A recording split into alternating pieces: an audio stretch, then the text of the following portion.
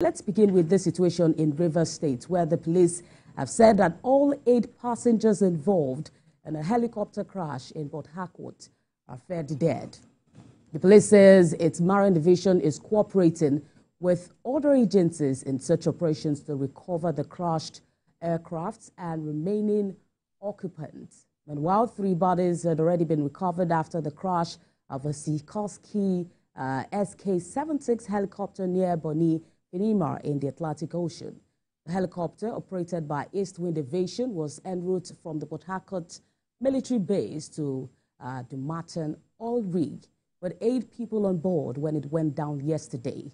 Meanwhile, the NNPC Limited has confirmed the crashed helicopter was conveying its staff from Port Harcourt. We have more details on this report. On October 24th, news broke of a tragic plane crash in Port Harcourt, Rivers State. The Nigerian National Petroleum Corporation Limited, in a statement, had confirmed that the victims were among its staff members. The accident has raised fresh concerns about safer skies in the country, despite ongoing efforts to improve regulatory oversight and modernize the sector. This crash adds to the grim history of aviation accidents in the country over the past decade. One of the deadliest accidents was the Dana air crash in 2012, which killed 153 passengers when the aircraft went down in Lagos. In 2013, a plane operated by Associated Airlines crashed shortly after takeoff, resulting in 16 fatalities. Helicopter crashes have also marred Nigeria's aviation landscape. In 2015, a Bristol helicopter plunged into the Lagos Lagoon, killing 6 people. More recently, in 2021, a military aircraft carrying Nigeria's Chief of Army Staff, Lieutenant General Ibrahim Attairu, crashed in Kaduna, claiming his life and that of 10 other officers. The Aviation Minister Festus Keyamo, in a statement addressing the Port Harcourt crash, extended condolences to the families of the victims. He assured the public of the government's swift response and investigation into the cause of the crash. A key player in this investigation will be the Nigerian Safety Investigation Bureau. The Director General of the agency has an update on this latest crash. They were able to pick out 3 bodies in the water, but so far they haven't recovered any more. The search and rescue is still ongoing. It's a little late now. I know the Nigerian Navy dispatched a helicopter that went out there and then came back to shore because of the weather. So that's really hampered the search and rescue operation this evening. It will continue tomorrow morning, I presume, probably late into the night, and then early tomorrow we'll know a bit more what led to this. We'll start our investigation. The NSIB is responsible for conducting thorough and impartial investigations into the aviation accidents in Nigeria. I believe a helicopter crashed in an area where between 50 to 100 meters of water, so we'll have to coordinate with the Nigerian Navy for divers to go in there to recover the flight data they recorded and cockpit voice recorders. Meanwhile, NNPC Limited expressed deep sorrow over the loss of its staff. The organization pledged to support the ongoing search and rescue operations. With at least 7 major plane crashes in the last 10 years, Nigeria's aviation sector remains under scrutiny. The call to the government and regulators has grown even louder on the need to address persistent gaps in the system and ensure air travel is safe and reliable for all passengers. Uloma Oyemachi, TVC News, Abuja.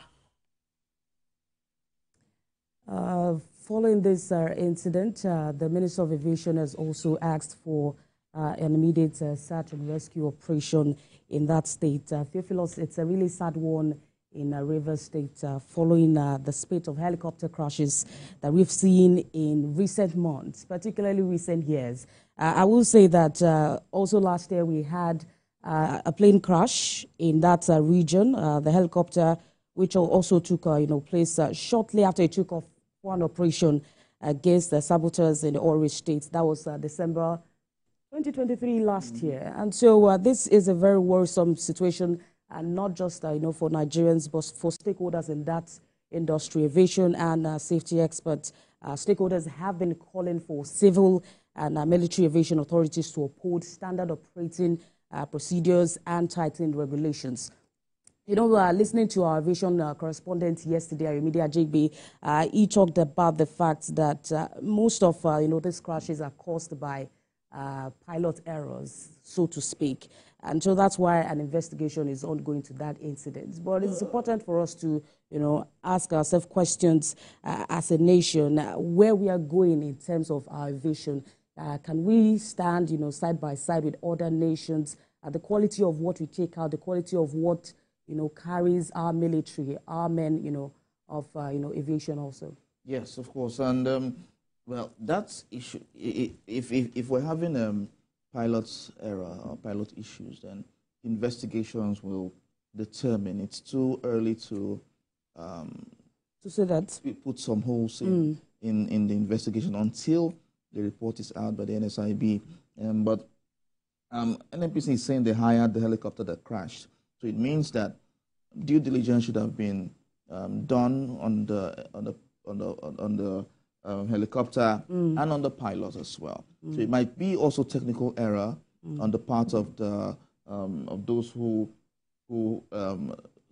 put the helicopters on hire and hired to NNPCL. But with the investigation ongoing, so many revelations might come out. And of course, while this is sad, it also shows us the way to go in our aviation industry. And so it means that we should expect some more regulations to come on board. We should expect some people to lose their jobs possibly. We should expect some people Don't you think that's too early to decide? That's why I said with the investigation, with the outcome of the investigation, we should expect that to happen. Because someone obviously did not do his or her job, due diligence to ensure that the helicopter is fit to fly. So if it's a technical error, that might happen. If it's a pilot error, that might happen as well, because possibly there might have been a complaint or the other about the particular pilot, or the pilot got distracted and this happened. So whatever the outcome of the investigations will be, that will determine the actions the government will take, so that we don't have this kind of situation. Looking at the report we just watched, we've had this coming over time. And yes, there have been investigations over investigations, but what has been done with the investigative report? So I think that this might just spring up a whole can of worms. I mean, this is left for the police, who is collaborating with the Marine Division to ascertain what really caused the crash, and also to recover the crashed aircraft itself and possibly the remaining occupants. Well, may the soul of the departed rest in peace. Perhaps we should be talking about accountability and ensuring that majority of whatever comes out of whatever investigation is going on is possibly, taken into consideration, is being implemented, so to speak. Like I said, may the soul of the departed rest in peace.